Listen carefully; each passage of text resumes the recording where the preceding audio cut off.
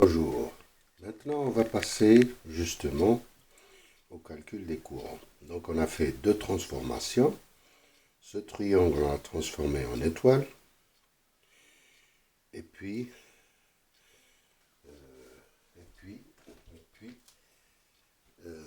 voilà.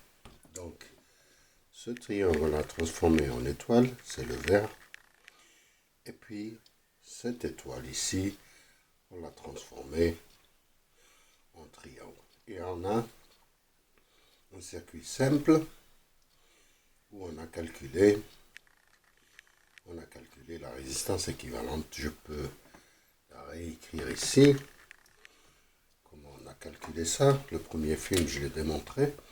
Donc ici, la résistance équivalente, c'est égal. Donc on a ces deux résistances R9 plus R10 qui sont en série avec ces 5 résistances. C'est-à-dire on a R7 en parallèle avec R6', de prime, qui sont en série avec R8 qui est en parallèle avec R4 de prime, et puis ces deux qui sont en série, et puis qui sont en parallèle avec R5 secondes. Et tout ça, ils sont en série avec ces deux. Donc, en fait, si j'écris les valeurs, ici on a R7 qui est à 440, ici c'est 110, plus ça donne du 88 je pense. R8 c'est 88 en parallèle avec 88. Ça nous donne du 44 ohms. Ici ça nous donne du 88. Plus ça nous donne du 132 ohms. Et puis qui sont en parallèle avec R5 secondes qui fait du 44. Le résultat c'est de ces deux, c'est 33 ohms.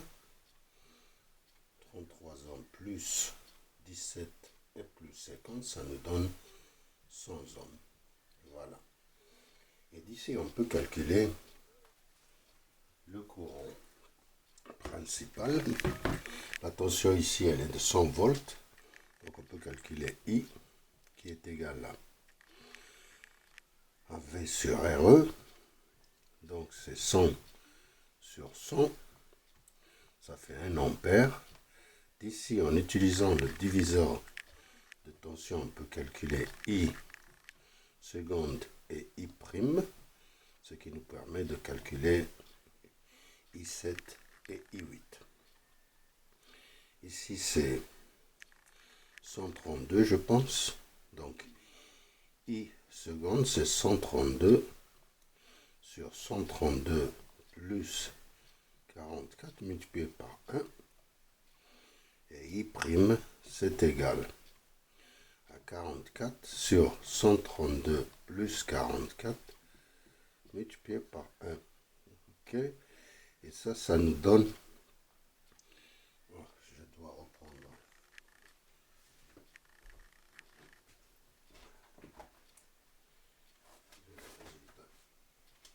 Ici, donc je ne vais pas recalculer tout ça.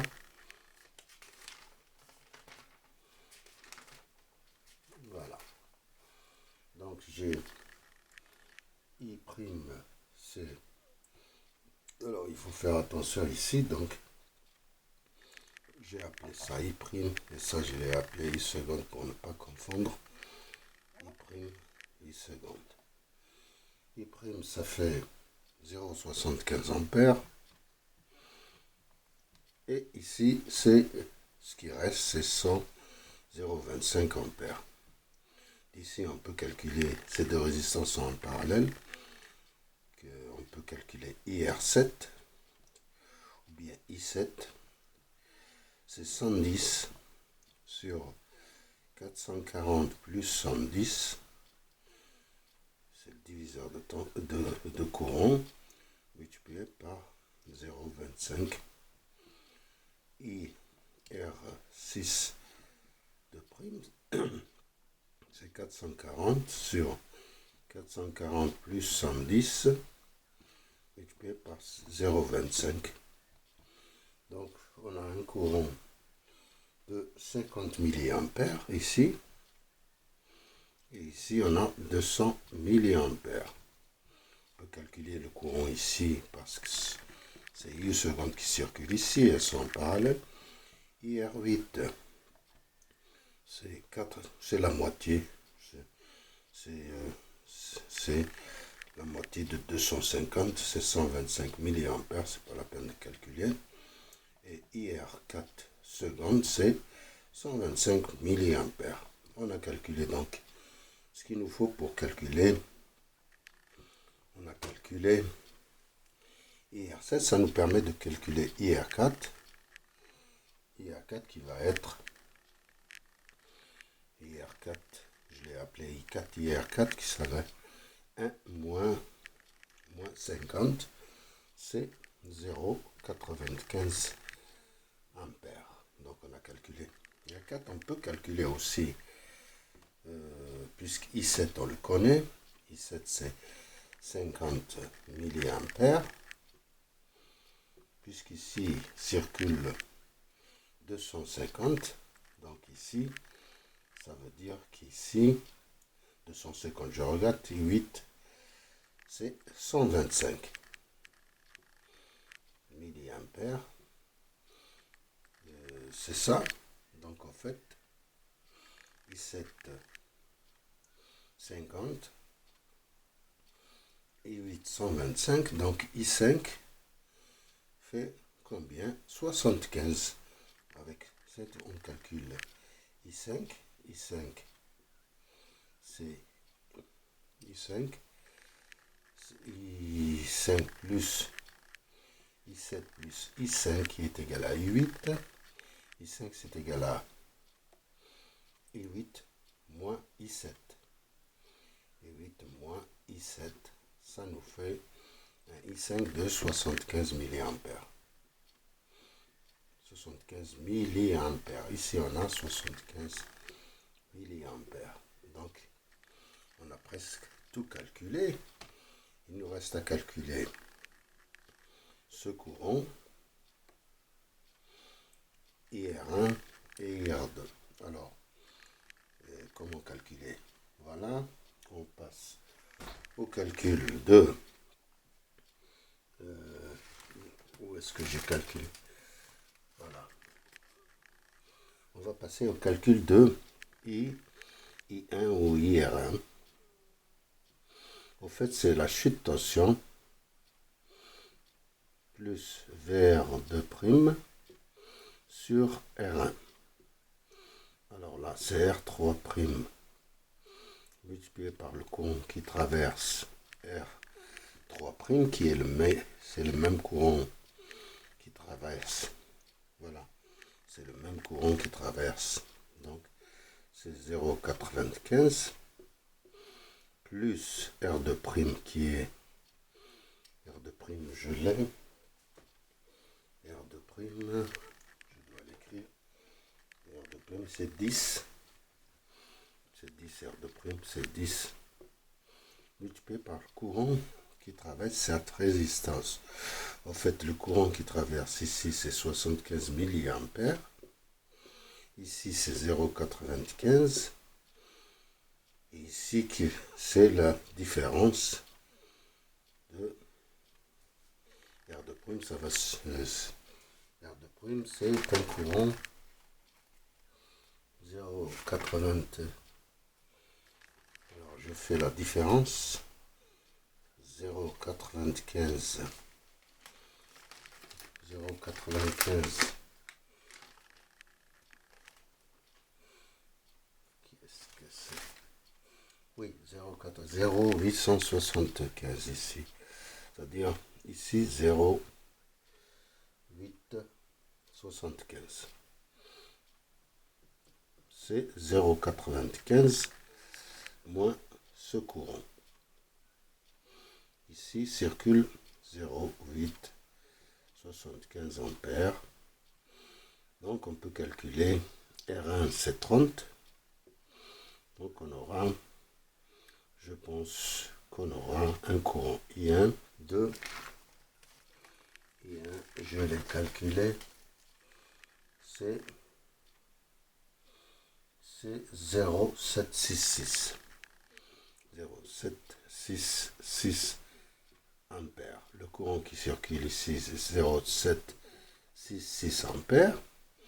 Maintenant, I2, ça va être la différence. C'est 0,95 moins 0,766. Ça nous fait un courant de 0,1833. Donc ici circule 0,1833.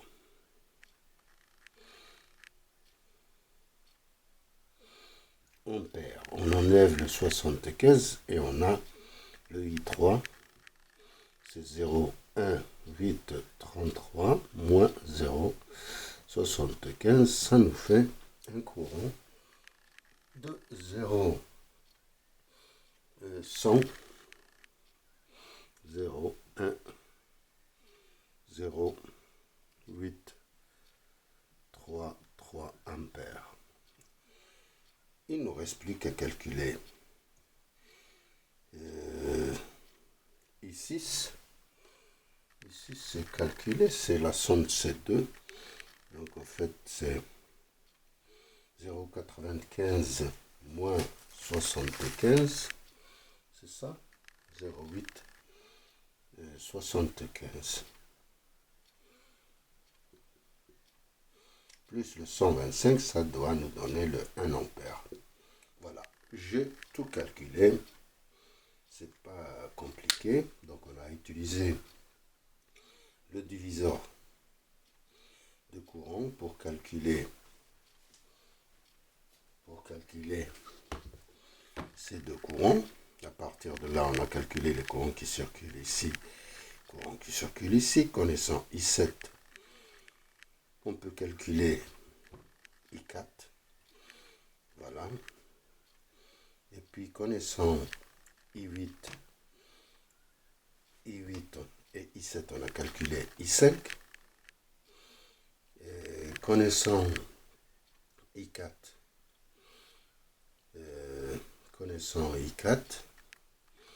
on a calculé les chutes de tension ici, puisqu'on connaît I5, on connaît le courant qui circule. Donc la chute de tension ici, plus la chute de tension ici, c'est la chute de tension de cette résistance. Donc on a calculé I1.